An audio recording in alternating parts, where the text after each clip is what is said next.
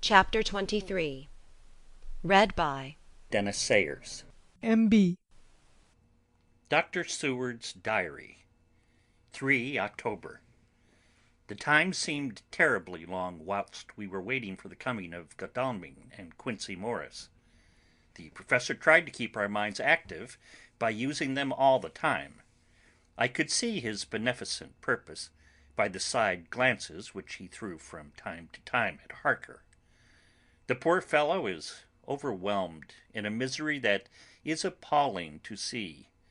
Last night he was a frank, happy-looking man, with strong, youthful face, full of energy, and with dark brown hair.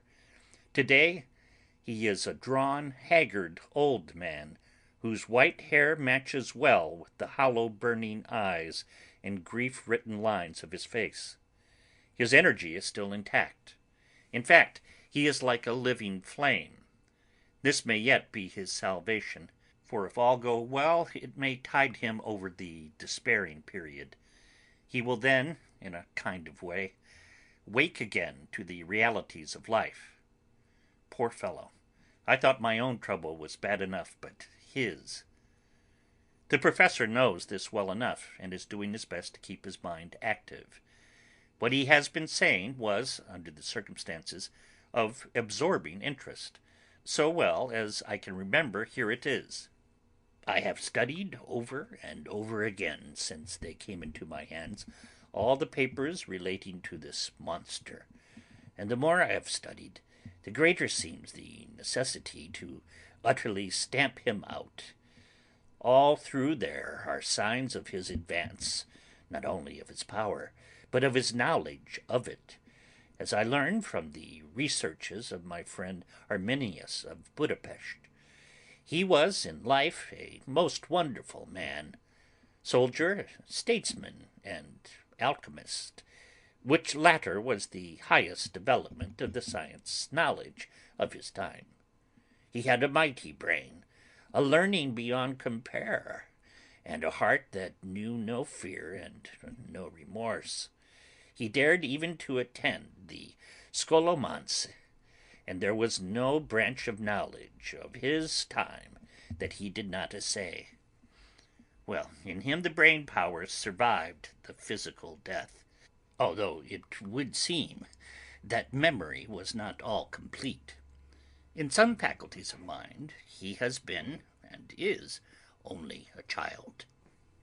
But he is growing, and some things that were childish at first are now of man's stature. He is experimenting, and doing it well. And if it had not been that we have crossed his path, he would be yet, and he may be yet if we fail, the father or furtherer of a new order of beings, whose road must lead through death, not life. Harker groaned and said, "And this is all arrayed against my darling. But how is he experimenting? The knowledge may help us to defeat him."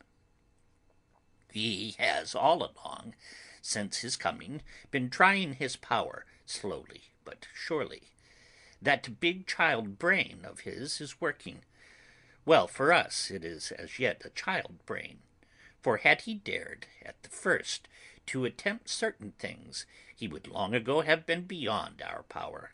However, he means to succeed, and a man who has centuries before him can afford to wait, and to go slow. Festina lente may well be his motto." "I fail to understand," said Harker wearily. "Oh, do be more plain to me. Perhaps grief and trouble are dulling my brain." The professor laid his hand tenderly on his shoulder as he spoke. "Ah, my child, I will be plain. Do you not see how, of late, this monster has been creeping into knowledge experimentally? How he has been making use of the zoophagous patient to effect his entry into friend John's home? For your vampire, though in all afterwards he can come when and how he will, must at the first make entry only when asked thereto by an inmate. But these are not his important experiments. Do we not see how, at the first, all those great boxes were moved by others? He knew not then but that must be so. But all the time that so great child-brain of his was growing, and he began to consider whether he might not himself move the box. So he began to help, and then, when he found that this be all right, he tried to move them all alone. And so he progress, and he scatter those graves of him, and none but he know where they are hidden. He may have intend to bury them deep in the ground, so that only he use them in the night, or at such time as he can change his form. They do him equal well, and none may know these are his hiding place. But, my child, do not despair. This knowledge came to him just too late. Already all of his lairs but one be sterilized as for him, and before the sunset this shall be so. Then he had no place where he can move and hide. I delayed this morning so that we might be sure. Is there not more at stake for us than for him? Then why not be more careful than him? By my clock it is 1 hour, and already, if all be well, friend Arthur and Quincey are on their way to us. Today is our day, and we must go sure, if slow, and lose no chance. See, there are 5 of us when those absent ones return. Whilst we were speaking, we were startled by a knock at the hall door, the double postman's knock of the telegraph boy. We all moved out to the hall with one impulse, and Van Helsing, holding up his hand to us to keep silence, stepped to the door and opened it. The boy handed in a dispatch. The professor closed the door again, and after looking at the direction, opened it and read aloud. Look out for D. He has just now, 12:45, come from Carfax hurriedly, and hastened towards the south. He seems to be going the round, and may want to see you. Mina. There was a pause, broken by Jonathan Harker's voice. Now, God be thanked, we shall soon meet. Van Helsing turned to him quickly and said, God will act in his own way and time. Do not fear, and do not rejoice as yet, for what we wish for at the moment may be our own undoings. I care for nothing now, he answered hotly, except to wipe out this brute from the face of creation. I would sell my soul to do it. Oh, hush, hush, my child, said Van Helsing. God does not purchase souls in this wise, and the devil, though he may purchase, does not keep faith. But God is merciful and just, and knows your pain and your devotion to that dear Madam Mina. Think you how her pain would be doubled did she but hear your wild words? Do not fear any of us. We are all devoted to this cause, and today shall see the end. The time is coming for action. Today this vampire is limit to the powers of man, and till sunset he may not change. It will take him time to arrive here. See, it is 20 minutes past 1, and there are yet some times before he can hither come, be he never so quick. What we must hope for is that my Lord Arthur and Quincey arrive first. After half an hour, after we had received Mrs. Harker's telegram, there came a quiet, resolute knock at the hall door.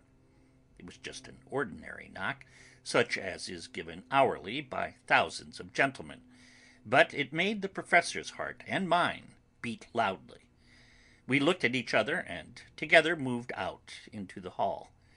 We each held ready to use our various armaments, the spiritual in the left hand, the mortal in the right.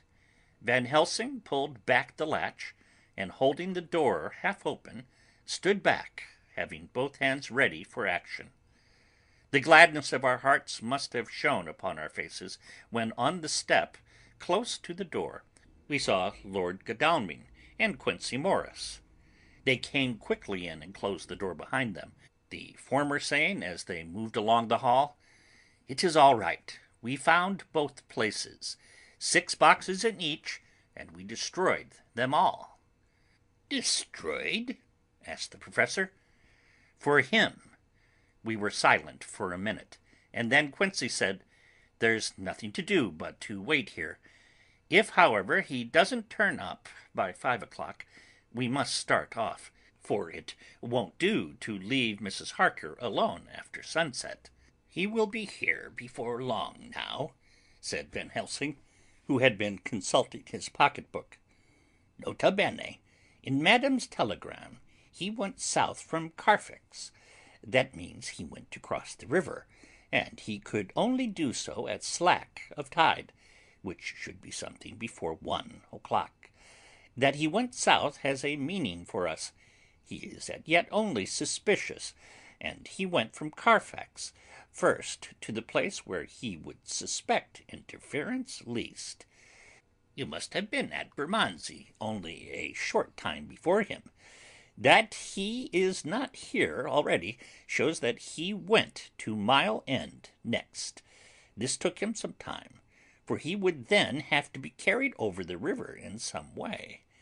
Believe me, my friends, we shall not have long to wait now. We should have ready some plan of attack, so that we may throw away no chance." "Hush! There is no time now. Have all your arms. Be ready." He held up a warning hand as he spoke, for we all could hear a key softly inserted in the lock of the hall door.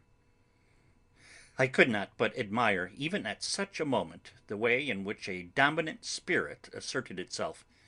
In all our hunting parties and adventures in different parts of the world, Quincey Morris had always been the one to arrange the plan of action, and Arthur and I had been accustomed to obey him implicitly. Now the old habit seemed to be renewed instinctively. With a swift glance around the room, he at once laid out our plan of attack, and without speaking a word, with a gesture, placed us each in position. Van Helsing, Harker, and I were just behind the door, so that when it was opened, the Professor could guard it, whilst we two stepped between the incomer and the door. Godalming and Quincey, in front, stood just out of sight, ready to move in front of the window. We waited in a suspense that made the seconds pass with nightmare slowness. The slow, careful steps came along the hall. The Count was evidently prepared for some surprise. At least, he feared it. Suddenly, with a single bound, he leaped into the room, winning away past us before any of us could raise a hand to stay him. There was something so panther-like in the movement, something so unhuman, that it seemed to sober us all from the shock of his coming.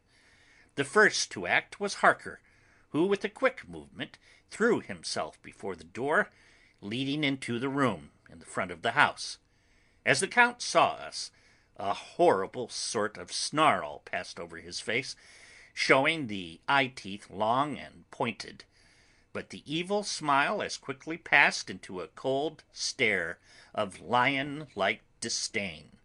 His expression again changed as, with a single impulse, we all advanced upon him. It was a pity that we had not some better organized plan of attack, for even at the moment I wondered what we were to do. I did not myself know whether our lethal weapons would avail us anything. Harker evidently meant to try the matter, for he had ready his great kukri knife, and made a fierce and sudden cut at him. The blow was a powerful one. Only the diabolical quickness of the Count's leap back saved him. A second less, and the trenchant blade had shorn through his heart. As it was, the point just cut the cloth of his coat, making a wide gap whence a bundle of banknotes and a stream of gold fell out. The expression of the Count's face was so hellish that for a moment I feared for Harker, though I saw him throw the terrible knife aloft again for another stroke. Instinctively I moved forward with a protective impulse, holding the crucifix and wafer in my left hand. I felt a mighty power fly along my arm, and it was without surprise that I saw the monster cower back before a similar movement made spontaneously by each of us. It would be impossible to describe the expression of hate and baffled malignity, of anger and hellish rage which came over the Count's face. His waxen hue became greenish yellow by the contrast of his burning eyes, and the red scar on the forehead showed on the pallid skin like a palpitating wound. The next instant, with a sinuous dive, he swept under Harker's arm ere his blow could fall, and grasping a handful of the money from the floor, dashed across the room, threw himself at the window. Amid the crash and glitter of the falling glass, he tumbled into the flagged area below. Through the sound of the shivering glass I could hear the ting of the gold as some of the sovereigns fell in the flagging. We ran over and saw him spring unhurt from the ground. He, rushing up the steps, crossed the flagged yard and pushed open the stable door. There he turned and spoke to us. "You think you baffle me, you with your pale faces all in a row, like sheep in a butcher's. You shall be sorry yet, each of you. You think you have left me without a place to rest, but I have more. My revenge is just begun. I spread it over centuries, and time is on my side. Your girls that you all love are mine already, and through them you and others shall yet be mine, my creatures, to do my bidding, to be my jackals when I want to feed. Bah!" With a contemptuous sneer, he passed quickly through the door, and we heard the rusty bolt creak as he fastened it behind him. A door beyond opened and shut. The first of us to speak was the Professor. Realizing the difficulty of following him through the stable, we moved toward the hall. "We have learnt something, much. Notwithstanding his brave words, he fears us. He fears time. He fears want. For if not, why he hurry so? His very tone betray him, or my ears deceive. Why, take that money. You follow quick. You are hunters of the wild beast, and understand it so. For me, I make sure that nothing here may be of use to him, if so that he returns."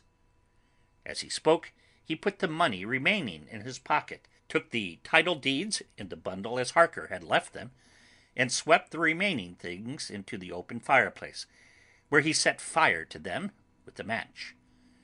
Godalming and Morris had rushed out into the yard, and Harker had lowered himself from the window to follow the Count.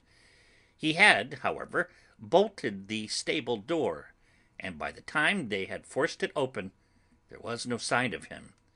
Van Helsing and I tried to make inquiry at the back of the house, but the mews was deserted, and no one had seen him depart. It was now late in the afternoon, and sunset was not far off. We had to recognize that our game was up.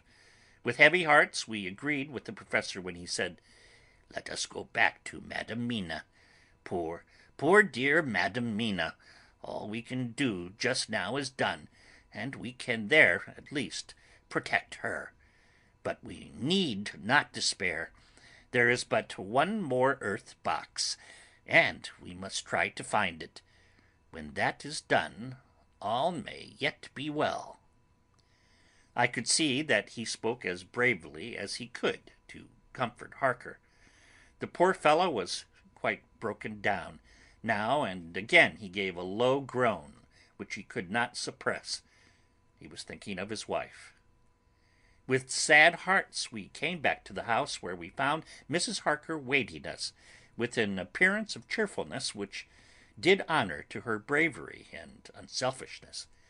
When she saw our faces, her own became as pale as death. For a second or two her eyes were closed as if she were in secret prayer. And then she said cheerfully, "I can never thank you all enough. Oh, my poor darling!" As she spoke, she took her husband's gray head in her hands and kissed it. "Lay your poor head here and rest it. All will yet be well, dear. God will protect us if he so will it in his good intent." The poor fellow groaned.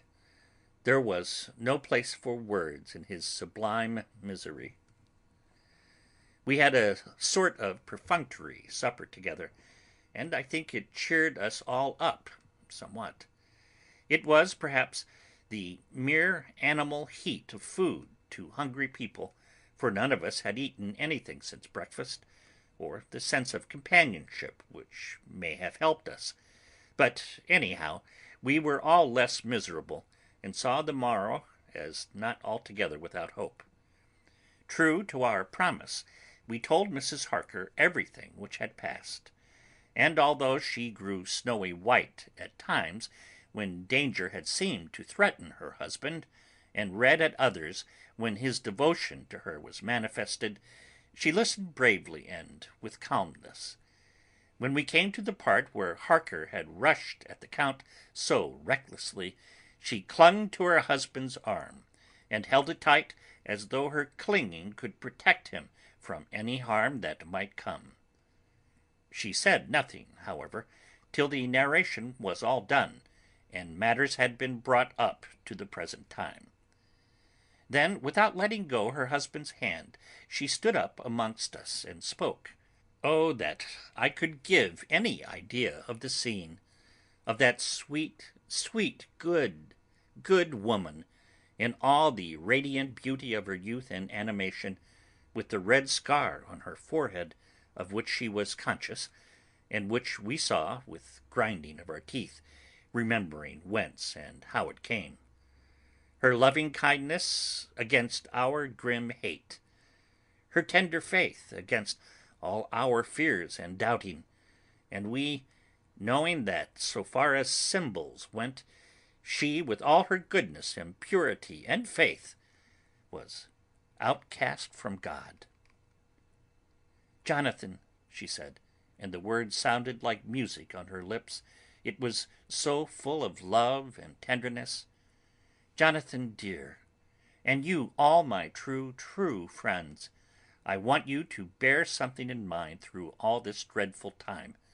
I know that you must fight, that you must destroy, even as you destroyed the false Lucy, so that the true Lucy might live forever.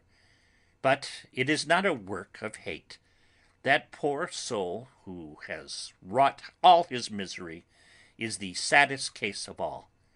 Just think what will be his joy when he too is destroyed in his worser part, that his better part may have spiritual immortality. You must be pitiful to him, too, though it may not hold your hands from his destruction." As she spoke, I could see her husband's face darken and draw together, as though the passion in him were shriveling his being to its core. Instinctively the clasp of his wife's hand grew closer, till his knuckles looked white. She did not flinch from the pain which I knew she must have suffered, but looked at him with eyes that were more appealing than ever. As he stopped speaking, he leaped to his feet, almost tearing his hand from hers as he spoke. "May God give him into my hand just for long enough to destroy that earthly life of him which we are aiming at. If beyond it I could send his soul for ever and ever to burning hell, I would do it." "Oh, hush! Oh, hush, in the name of the good God! Don't say such things, Jonathan, my dear husband, or you will crush me with fear and horror.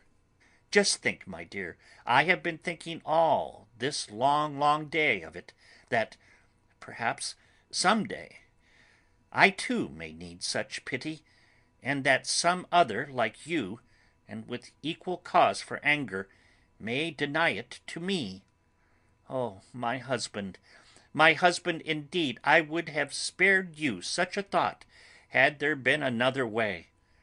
But I pray that God may not have treasured your wild words, except as the heartbroken wail of a very loving and sorely stricken man.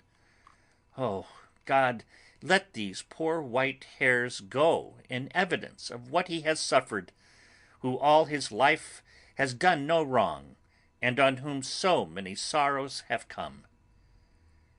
We men were all in tears now. There was no resisting them, and we wept openly. She wept too, to see that her sweet counsels had prevailed. Her husband flung himself on his knees beside her, and putting his arms round her, hid his face in the folds of her dress. Van Helsing beckoned to us, and we stole out of the room, leaving the two loving hearts alone with their God. Before they retired, the professor fixed up the room against any coming of the vampire, and assured Mrs. Harker that she might rest in peace. She tried to school herself to the belief, and manifestly for her husband's sake tried to seem content. It was a brave struggle, and was, I think and believe, not without its reward. Van Helsing had placed at hand a bell which either of them was to sound in case of any emergency. When they had retired, Quincey, Godalming, and I arranged that we should sit up, dividing the night between us, and watch over the safety of the poor stricken lady. The first watch falls to Quincey, so the rest of us shall be off to bed as soon as we can. Godalming has already turned in, for his is the second watch. Now that my work is done, I, too, shall go to bed. Jonathan Harker's Journal. 3 to 4 October, close to midnight. I thought yesterday would never end. There was over me a yearning for sleep, in some sort of blind belief that to wake would be to find things changed, and that any change must now be for the better. Before we parted we discussed what our next step was to be, but we could arrive at no result. All we knew was that one earth box remained, and that the Count alone knew where it was. If he chooses to lie hidden he may baffle us for years, and in the meantime the thought is too horrible. I dare not think of it even now. This I know, that if ever there was a woman who was all perfection, that one is my poor wronged darling. I loved her 1,000 times more for her sweet pity of last night, a pity that made my own hate of the monster seem despicable.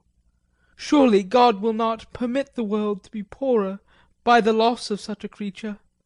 This is hope to me. We are all drifting reefwards now, and faith is our only anchor. Thank God. Mina is sleeping, and sleeping without dreams.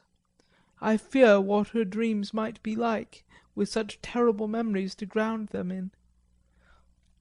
She has not been so calm, within my seeing, since the sunset. Then, for a while, there came over her such a repose, which was like spring after the blasts of March. I thought at the time that it was the softness of the red sunset on her face, but somehow now I think it has a deeper meaning. I am not sleepy myself, though I am weary to death. However, I must try to sleep, for there is tomorrow to think of, and there is no rest for me until later. I must have fallen asleep, for I was awakened by Mina, who was sitting up in bed, with a startled look on her face. I could see easily, for we did not leave the room in darkness. She had placed a warning hand over my mouth, and now she whispered in my ear, "Hush, there is someone in the corridor." I got up softly, and crossing the room, gently opened the door. Just outside, stretched on a mattress, lay Mr. Morris, wide awake. He raised a warning hand for silence as he whispered to me, "Hush! Go back to bed. It is all right. One of us will be here all night. We don't mean to take any chances." His look and gesture forbade discussion, so I came back and told Mina.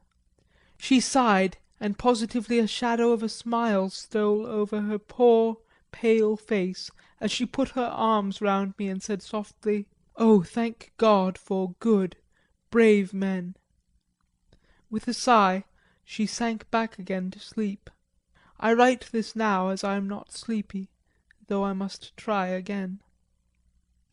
4 October, morning. Once again during the night I was wakened by Mina. This time we had all had a good sleep, for the grey of the coming dawn was making the windows into sharp oblongs, and the gas flame was like a speck rather than a disk of light. She said to me hurriedly, "Go, call the Professor. I want to see him at once." "Why?" I asked. "I have an idea. I suppose it must have come in the night and matured without my knowing it. He must hypnotise me before the dawn, and then I shall be able to speak. Go quick, dearest. The time is getting close." I went to the door.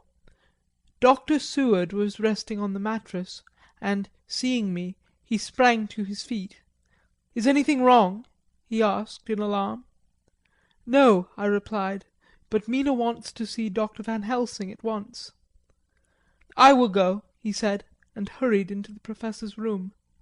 2 or 3 minutes later Van Helsing was in the room in his dressing gown, and Mr. Morris and Lord Godalming were with Dr. Seward at the door asking questions. When the Professor saw Mina, a smile, a positive smile, ousted the anxiety of his face. He rubbed his hands as he said, "Oh, my dear Madam Mina, this is indeed a change. See! Friend Jonathan, we have got our dear Madam Mina as of old back to us today." Then, turning to her, he said cheerfully, "And what am I to do for you? For at this hour you do not want me for anything." "I want you to hypnotise me," she said. "Do it before the dawn, for I feel that then I can speak and speak freely. Be quick, for the time is short." Without a word he motioned her to sit up in bed.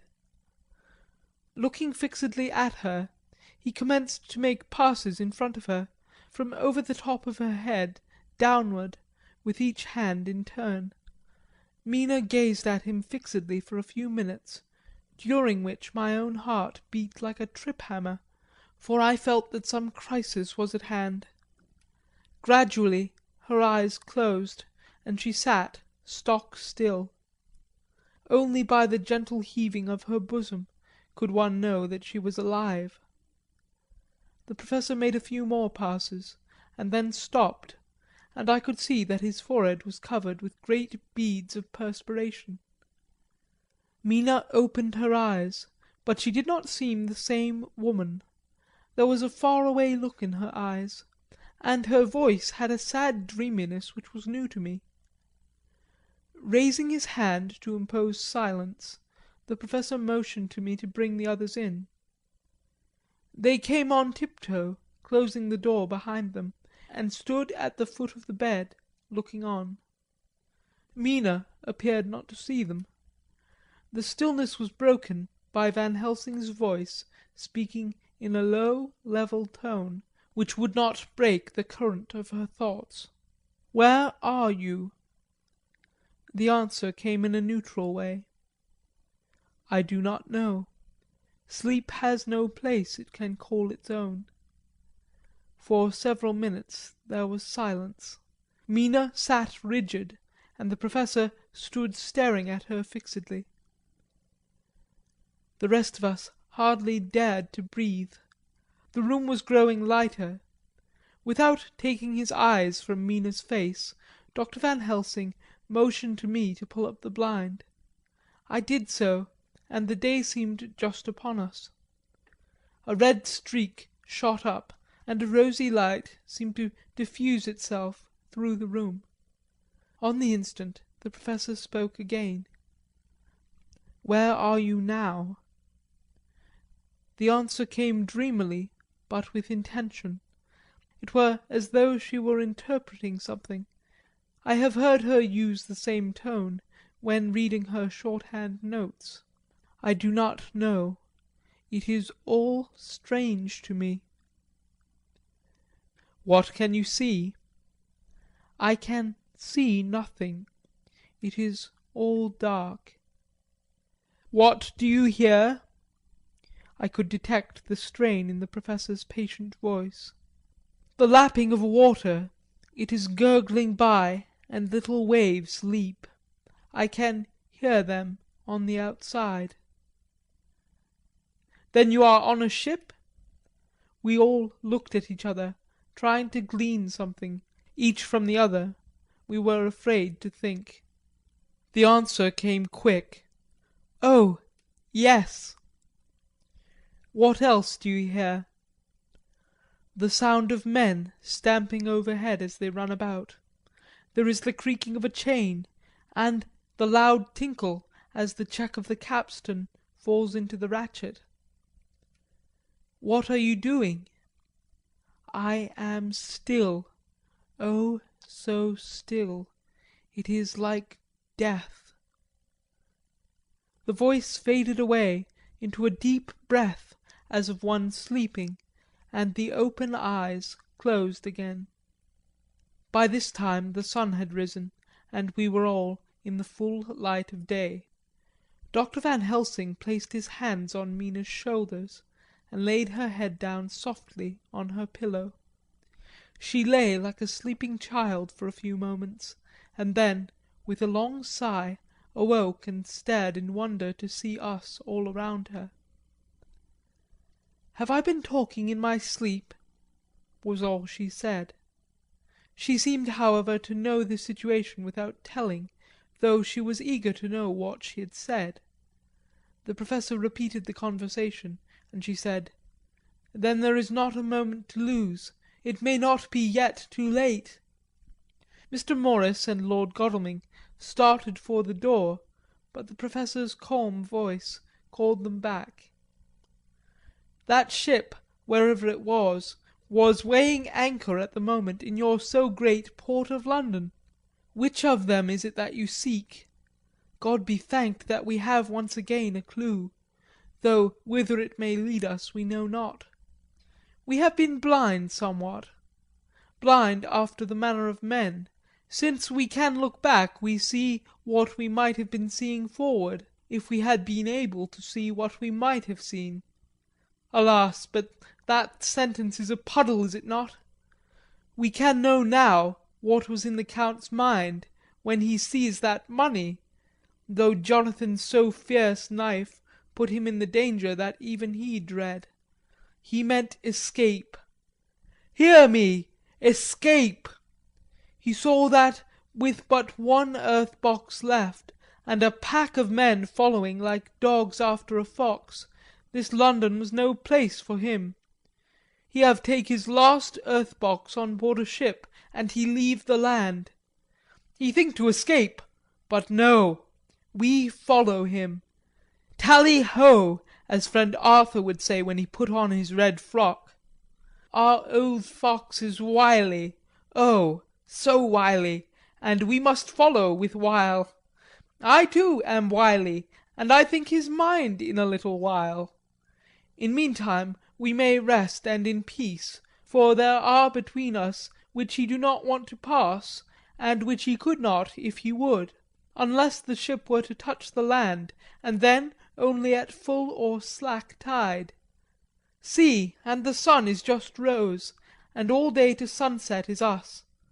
Let us take bath and dress and have breakfast, which we all need, and which we can eat comfortably since he be not in the same land with us." Mina looked at him appealingly as she asked: "But why need we seek him further, when he is gone away from us?" He took her hand and patted it as he replied: "Ask me nothing as yet. When we have breakfast, Then I answer all questions." He would say no more, and we separated to dress. After breakfast Mina repeated her question. He looked at her gravely for a minute, and then said sorrowfully, "Because, my dear, dear Madam Mina, now more than ever must we find him, even if we have to follow him to the jaws of hell." She grew paler as she asked faintly, "Why?" "Because," he said solemnly, "he can live for centuries, and you are but mortal woman. Time is now to be dreaded, since once he put that mark upon your throat." I was just in time to catch her as she fell forward in a faint.